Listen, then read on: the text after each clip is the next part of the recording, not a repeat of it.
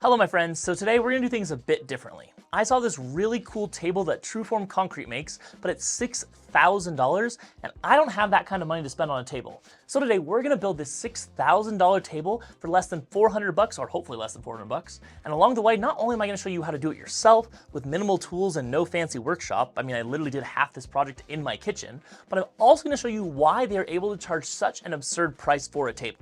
So let's get into it. To start, we need to build a mold. And so I got this piece of melamine that I had left over from my desk build to route a circle out of it. Now don't worry, we'll still put about $20 toward the overall cost of the build. I didn't have a router jig, so I bought this rockler one for 60 bucks, and of course the router I personally had wasn't the right size for it, so I just drilled some holes in the acrylic so I could screw it on there. Every YouTube video I've seen where they've cut a circle with a router, they always say not to cut all the way through with the router and instead to use a jigsaw and flush trim bit. So that's what I did here. Once I got the circle all cut out, I got this landscaping edging from Home Depot for about 30 bucks, and I used a ridiculous amount of screws to hold it in place.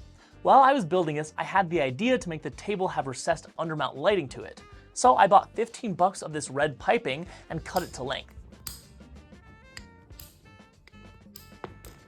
I also put caulk all the way around the edge to prevent it from leaking. Then I took this concrete mold release spray and sprayed the heck out of it because I did not want this sticking.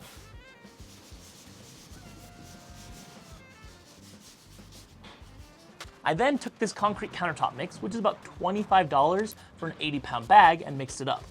I used about 4.5 bags, and I found that it worked a lot better when I added more water than I thought I needed.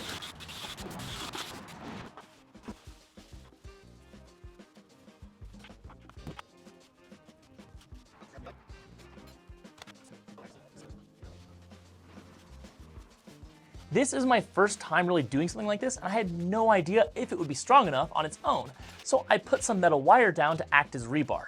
Now, does this add that much strength? I don't know, but I thought it was a good idea. Here you'll see me putting that piping in for the LED lighting, and then I put a plastic drop cloth over the whole thing and let it dry for about a week. 1 week later. Then it was time to demold, but first I had to get that red piping out. I poured water on it to reduce the dust, and I used a grinder to break off the concrete that had flowed over it. Then it was pretty easy to pull the rest of it out once I got a good grip on that red stuff.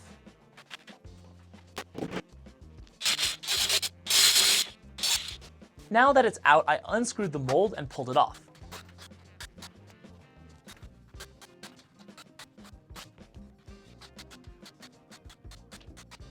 Now, I didn't have any leaks, but when I went to put the LEDs in, I needed to put a layer of silicone glue stuff down because the sticky stuff on the back of the LEDs was just not able to stick to the concrete. With the tabletop done, or at least with what I thought was done, I could start working on the base, which turned out to be a lot harder than I thought it would be.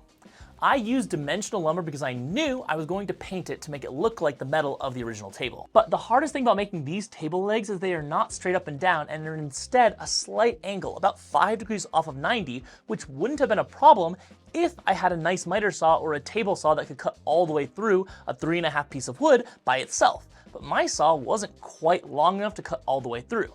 So I eventually had to do this janky sanding setup, which worked, but wasn't very accurate. Once I more or less had matching parallelograms, I made half lap joints in the base, so eventually it could all look like it was one big metal piece.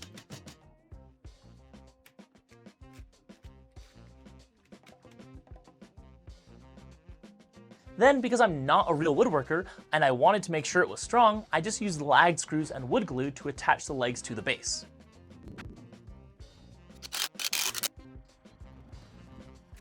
I gave it a quick round over with the router and then filled every crack and seam with Bondo.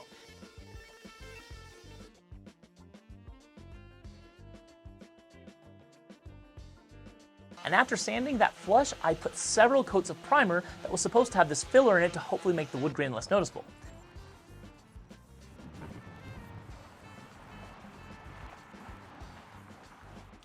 And with a quick coat of black paint, the grain pretty much disappears.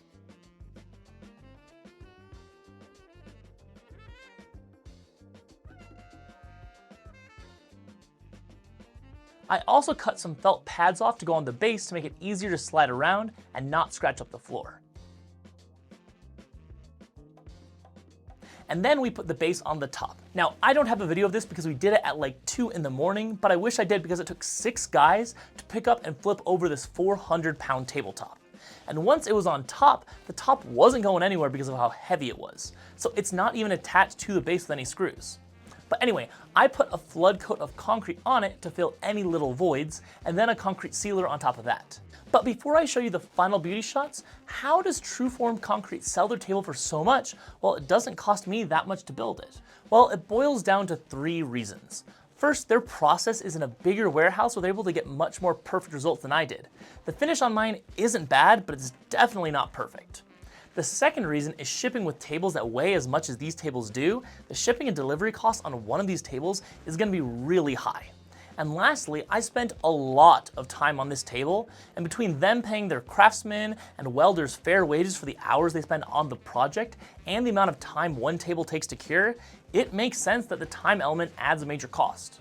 Now, I personally wouldn't be willing to part with this table for less than like $1,500, just because of how cool it is and how much time I've personally spent on it. So if you're in Utah and you want to buy it, just hit me up. Anyway, and now this is what it looks like. It's been about 6 months with this video on the back burner, and through that time, the table base and top have held up amazingly.